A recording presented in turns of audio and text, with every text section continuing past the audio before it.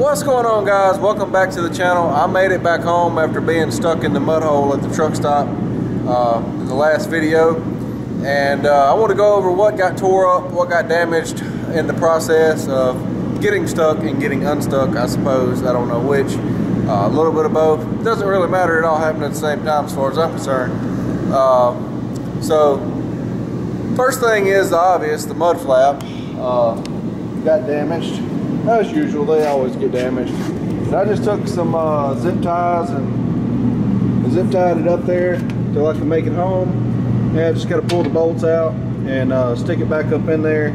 Spray this out a little bit and slide buck up in there, and I'll drill some new holes in the mud flap, put the bolts back in at a different spot. We'll be good to go there. So, not too big a deal. What is a big deal is we cracked the fuel tank right here. And I've got it all loose and everything. I've been working on it since I got back, probably about 4 hours or a little longer to get to this point.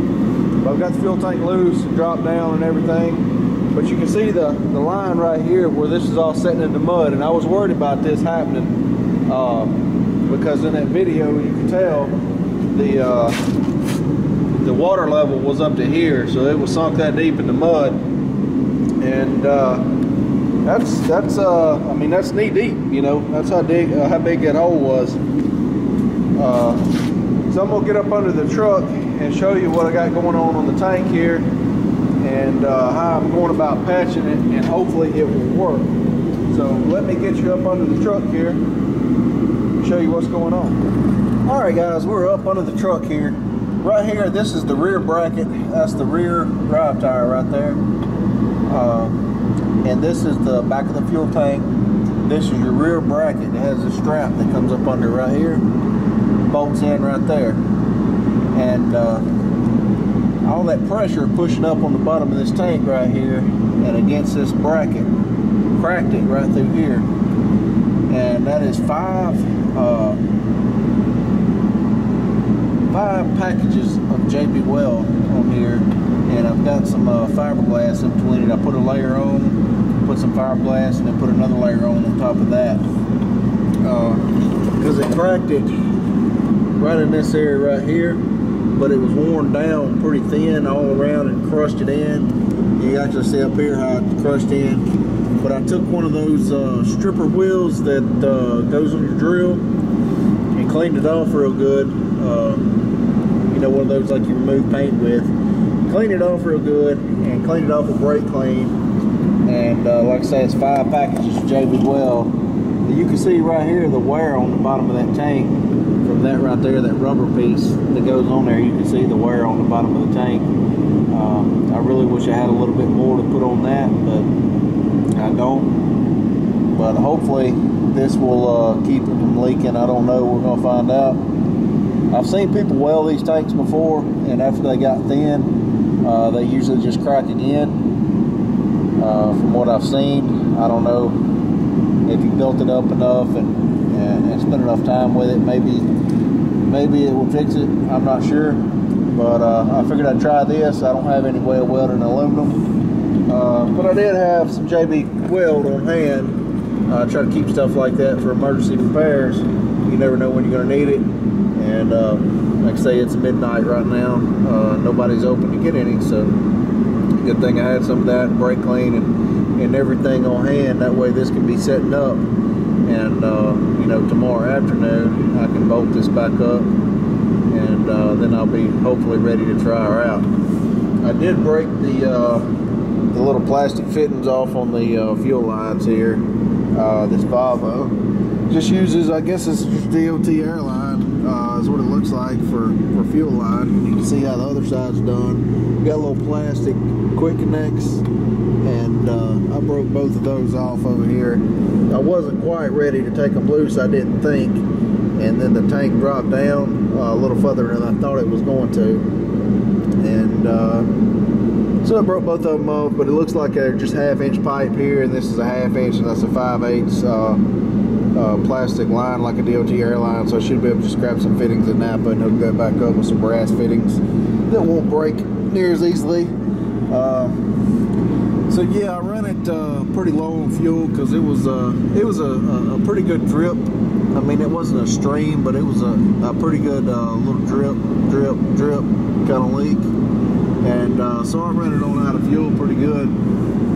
I still had probably about 40 gallons left in this tank right here. And I pulled that out, pumped it out, and put it in the heaters over there so I could stay warm because I was out of fuel in the heaters. So that's what's got them running. And then I had some cans over there that I filled up as well. So I have to get some more fuel and put back in it whenever it gets cured there. But I'm gonna let it cure overnight, and we'll bolt the tank back up tomorrow, and hopefully everything will go well. So anyway, I just want to show the damages and stuff that was done from being stuck. Other than that, it doesn't really appear anything is too bad on that. It was spraying fuel and stuff all up under it. It's all wet and stuff.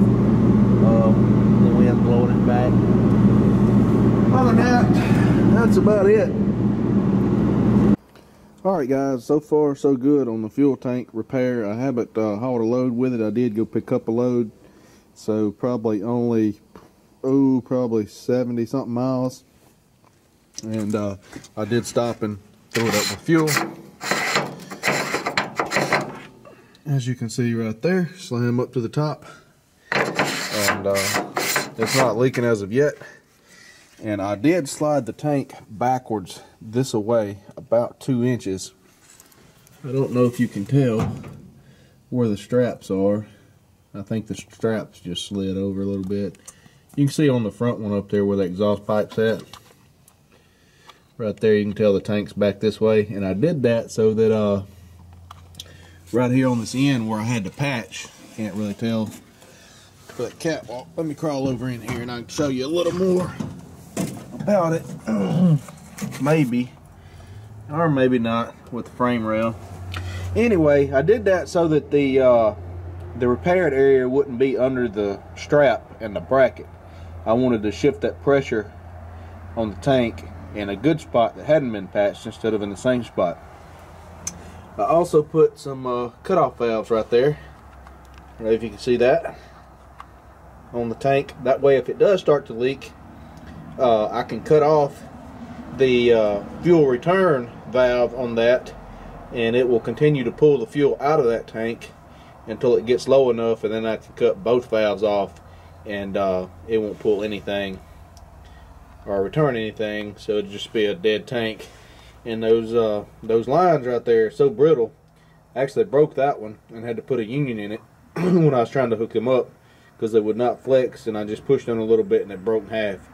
So that's probably something I'll have issues with in the future, is those hard brittle fuel lines. Something bump them and they'll probably break off. But anyway, that's it for now on that. The other tank over here has valves on it from the factory. I don't know if you can see that. I don't know why they didn't just do that to both tanks. Would have made things a little bit better, but they didn't. So anyway, that's it. We'll see how that works, and hopefully I won't have any more issues with that until I get stuck again, which hopefully I won't. I will definitely be checking out some of those truck stop mud holes a little bit better. But anyway, thanks for watching. We'll see you guys in the next video.